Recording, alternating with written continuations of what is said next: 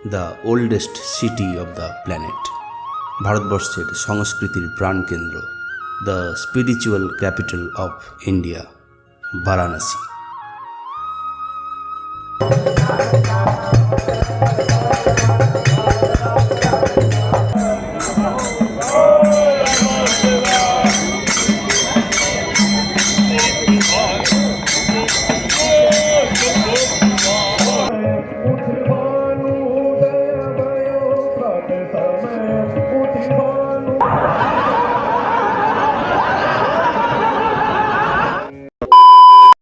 কাশী বারাণসী ভারতবর্ষের একটি অন্যতম পবিত্র শহর, যেখানে আপনি নিজে চাক্ষুষ করবেন ভারতবর্ষের আধ্যাত্মিকতা।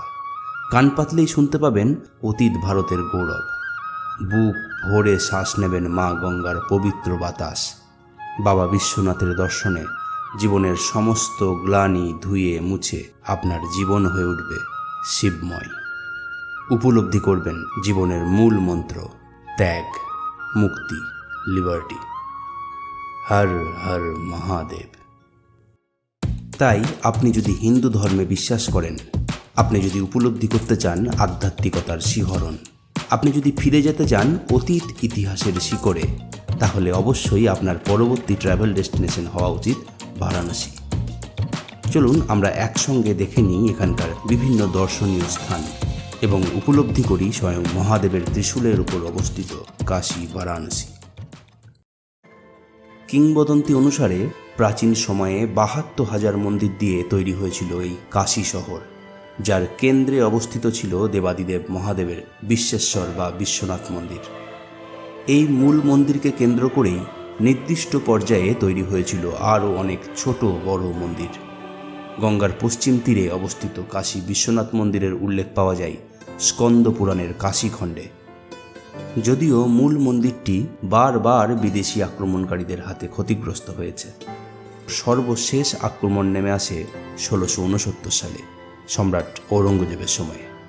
এরপর ১৭৮০ খ্রিস্টাব্দে ইন্দোরের মহারানী অহল্যাবাই নতুন মন্দিরটি তৈরি করেন, যার শিখরগুলি সোনার পাত দিয়ে মুড়িয়ে দেন পাঞ্জাব কেশরী মহারাজা রঞ্জিত সিং। এরপর গঙ্গা দিয়ে বয়ে যায় অনেক জল। কংক্রিটের জঙ্গলের মধ্যে দম বন্ধ অবস্থায় আবদ্ধ থাকেন বাবা বিশ্বনাথ। ২০১৯ সালে আমাদের প্রধানমন্ত্রী শ্রী নরেন্দ্র মোদী তৈরি করেন নতুন কাশী করিডোর। নতুন রূপে সেজে ওঠে বিশ্বেশ্বর মন্দির প্রাঙ্গণ। এখন আপনারা যেটা দেখছেন এটা সেই নতুন কাশী করিডোর।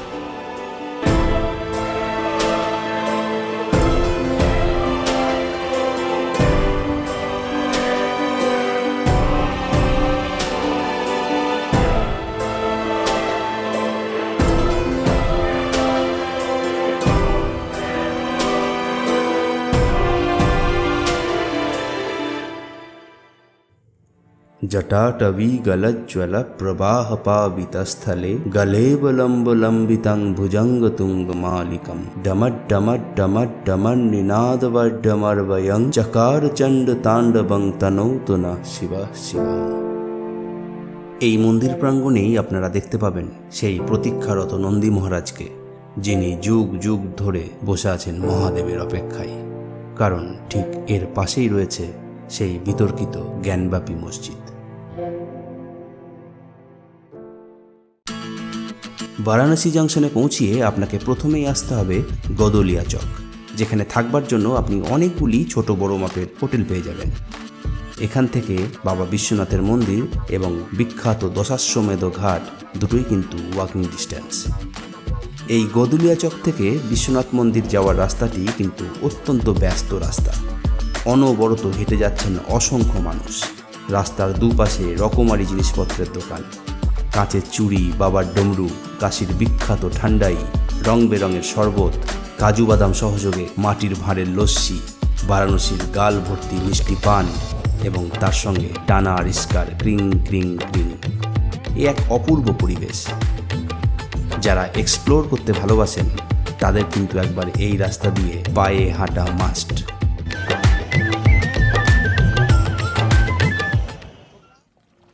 কিংবদন্তি অনুসারে বরুণা এবং অসি গঙ্গার এই দুই উপনদীর মধ্যেই অবস্থিত বলে শহরটির নাম বারাণসী। পর্যটকরা সারাদিন যেখানেই থাকুক না কেন, সন্ধেবেলায় তারা সবাই হাজির হয় দশাশ্বমেধ ঘাটে, কারণ এখানেই সন্ধে 7টা থেকে শুরু হয় বিখ্যাত মা গঙ্গার আরতি।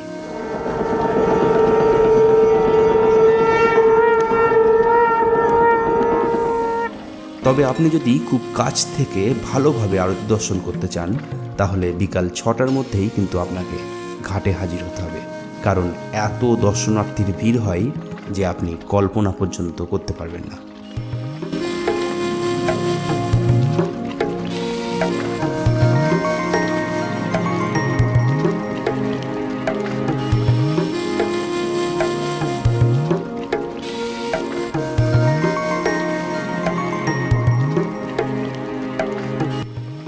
বারাণসীতে এসে আপনাকে একটি কাজ কিন্তু অবশ্যই করতে হবে, নৌকা বিহার। সূর্যোদয় বা সূর্যাস্তের সময় এই নৌকা বিহারের মাধ্যমে আপনি দর্শন করবেন বারাণসীর সেই প্রাচীন ঘাটগুলি, যা প্রত্যেকেই এক একটি কিংবদন্তি। বলা হয় স্বয়ং শ্রীরাম সীতা মায়ের সঙ্গে বারাণসীতে নৌকা বিহার করেছিলেন।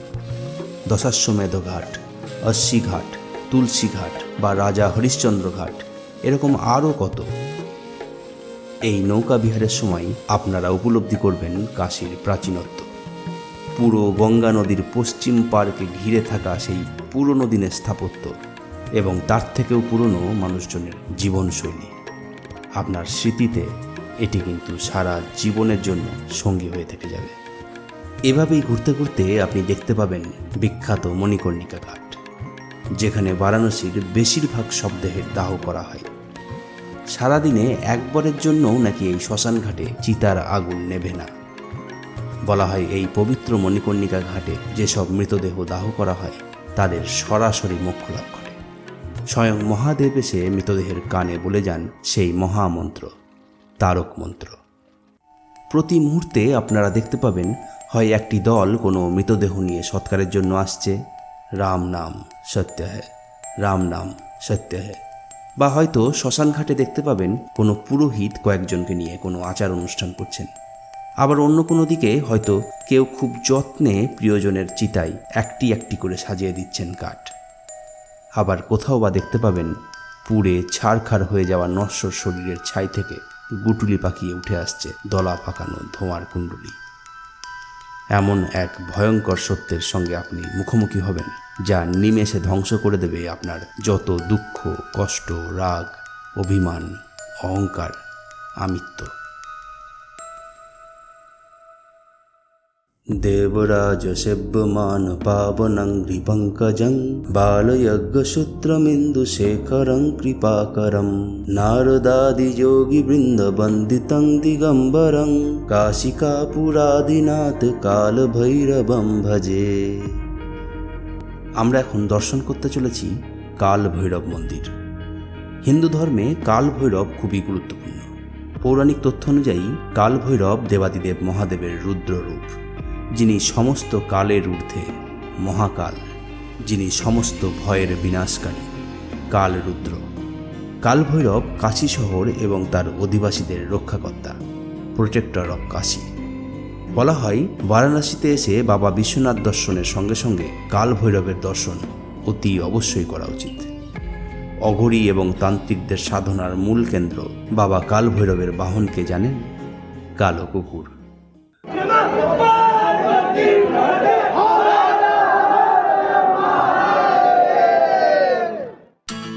বারাণসীর দশাশ্বমেধ ঘাট যেমন গঙ্গা আরতির জন্য বিখ্যাত, ঠিক তেমনই একটু দূরে অশ্বী ঘাটে প্রতিদিন সূর্যোদয়ের সঙ্গে অনুষ্ঠিত হয় সুবাহে বেনারস।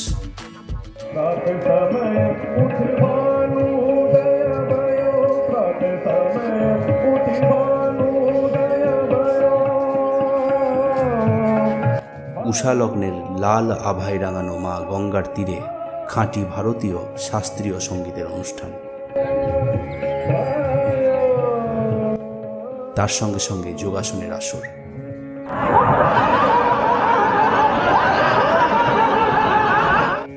এ আপনার মনকে নিশ্চিতভাবে নির্মল করে তুলবে, শান্ত করে তুলবে। বারাণসীকে বলা হয় মন্দির নগরী। কয়েক পা হাঁটতে না হাঁটতেই আপনার চোখে পড়বে এদিকে ওদিকে ছোট বড় বিভিন্ন আকারের বহু মন্দির। চলুন এর মধ্যে কতগুলি জাগ্রত মন্দির আপনাদের দর্শন করাই।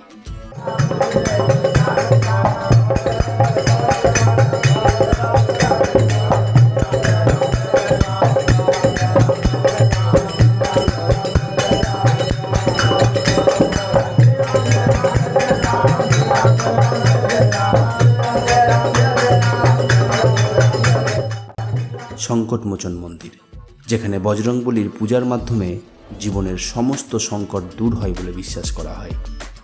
প্রতি মঙ্গলবার এবং শনিবার শয়ে শয়ে ভক্ত মন্দির প্রাঙ্গণে একসঙ্গে হনুমান চালিসা পাঠ করেন। গদৌলিয়া চক থেকে প্যাডেল রিক্সা বা অটো করে আপনি খুব তাড়াতাড়ি পৌঁছে যেতে পারবেন দুর্গা মন্দির।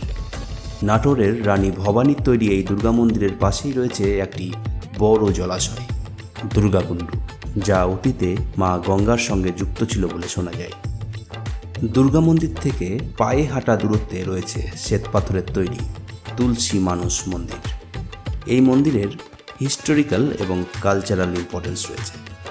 গোস্বামী তুলসীদাস ভগবান রামচন্দ্রের জীবনের ওপর যে বিখ্যাত গ্রন্থ রামচরিতমানস রচনা করেন, তাকে কেন্দ্র করেই তৈরি হয় এই তুলসী মানস মন্দির। বিশ্বাস করা হয় এই মন্দিরে প্রার্থনা করলে দর্শনার্থীদের সমস্ত মনস্কামনা পূর্ণ হয়।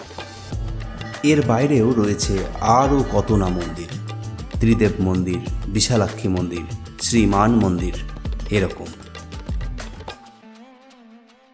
বারাণসীর আসল স্বাদ পেতে হলে বাধা ধরা ব্যস্ত প্যাকড আপ ট্যুর প্ল্যান একদমই করা যাবে না। এখানে আসুন, কিছুদিন থাকুন, পায়ে হেঁটে অলি গলি ঘুরুন, গঙ্গার ঘাটগুলি দিয়ে ভোরবেলায় হাঁটুন, আপনার চোখে ধরা পড়বে আসল বারাণসী।